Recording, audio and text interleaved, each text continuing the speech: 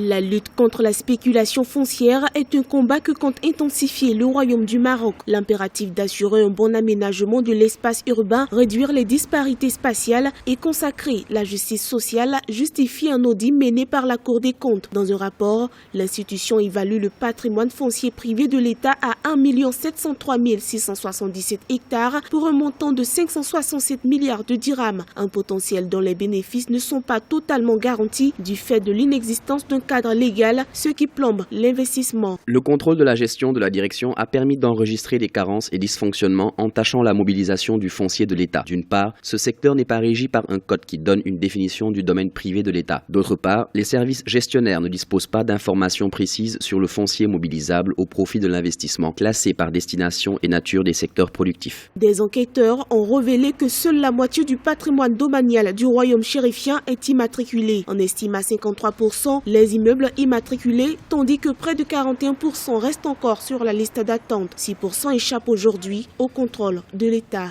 On a des transactions qui s'opèrent sur le marché informel. On a des problèmes de fiscalité, des problèmes de complexité juridique, de contrats, de respect de contrats, d'immatriculation, des problèmes aussi de cartes foncières non actualisées. Donc, plus de 40% des entreprises marocaines considèrent que l'accès au foncier est un véritable problème pour elles. Des conditions de base de définition, d'immatriculation font défaut. Comment voulez-vous que les chefs d'entreprise puissent investir s'il y a une insécurité juridique? L'absence d'une politique foncière véritable et d'outils adaptés de protection du foncier contrarie la régulation du secteur. Ceci interpelle les autorités compétentes qui doivent aujourd'hui introduire des réformes. Des analystes insistent sur la redéfinition des politiques foncières à travers la mise en place de codes permettant l'identification du domaine public.